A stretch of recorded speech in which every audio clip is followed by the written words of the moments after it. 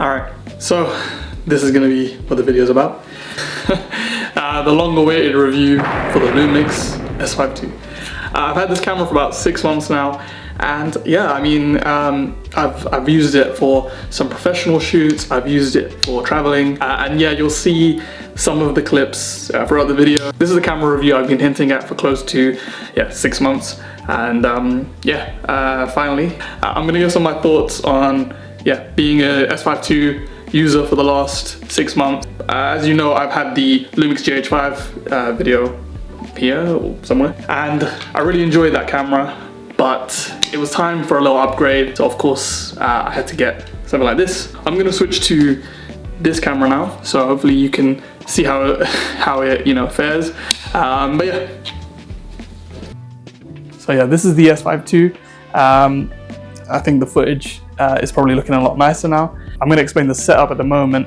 We're using the S5II with the Sigma 28-70 millimeter lens, which it's my sort of go-to lens. It's my lens that's kind of stuck on the camera body right now. Yeah, I mean, I guess we might as well start off with lenses. There aren't too many lenses available. I mean, compared to the other camera brands like Sony, Canon, they're going to have a lot more lens options. I mean, LUMIX have some great lenses because of the L-mount alliance. I think the Sigma lenses are really, really good. Yeah, the LUMIX 20-60, I enjoy that lens. I actually use it as like a vlogging lens, probably the best kit lens I've ever used in my life. But yeah, let's start with the other positives. As I mentioned before, I had the LUMIX GH5, and the only issues I really had with it was the autofocus performance and the low light performance. So yeah, we'll start with the autofocus performance then.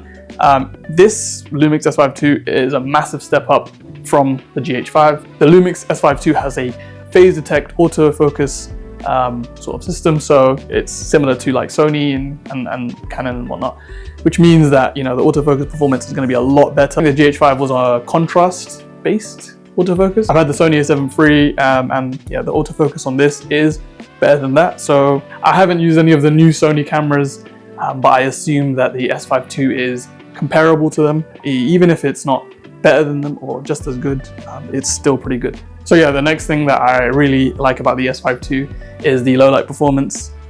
There's a dual base ISO for the S5II. I think it's like 640 or 800, and the other ISO level is 4000. So normal day-to-day shooting, you can go at like 640, and then when it's low light and you need to get a bit more light into the camera, you can go with 4000 minimum, and that means you'll have no grain in the image. I've really enjoyed using this camera for low light footage. Another positive for this camera is that it's full frame, so of course you're gonna get a lot of nice background blur separation, and yeah, I think that is something that I couldn't really get from my GH5 without getting lenses that need to have like an f-stop or 1.8. Another positive is that LUMIX are constantly providing updates for this camera.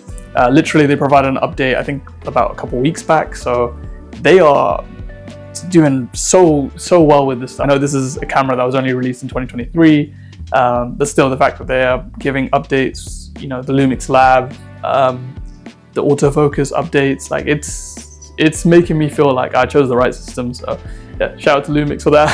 Thanks for consistently providing updates, and I think like it means that this camera will continue to grow and improve. So yeah, for the value, it's amazing. I guess let's speak about value and price. I got this camera for about £1,000. I'm sure you can find it for similar price on the market right now. As you can see, I don't have any affiliate links. You can go on eBay, you can buy it secondhand, and yeah, I'm sure that people are selling it. They shouldn't be selling it because it's a great camera. For £1,000, there isn't a camera on the market that has all the features that the S5II has in terms of being full frame and what it provides. In terms of price, to price the performance, I think the S5II shoots far above its price. This camera has really good photography abilities. It is a hybrid camera, so it is meant for photography and it is meant for video. So yeah, I wouldn't expect any less. Let's go with the negatives, the cons of this camera. So I would be hard pressed to find some, but of course, no piece of tech is perfect. Every camera has some issues, just like this one. This has a really bad rolling shutter. So if you're like moving the camera, around, and sometimes the readout speeds aren't the best, and then also the camera takes a bit of time to turn on. But these aren't like game-breaking things. These aren't things that are like huge issues. I think personally, as a filmmaker, you can make it work. But some final thoughts. The LUMIX S5II, great camera. I think the image you can get from it is fantastic. You can use it as a travel camera, you can use it as a professional camera, weddings, you know, gigs, anything you really need it to be.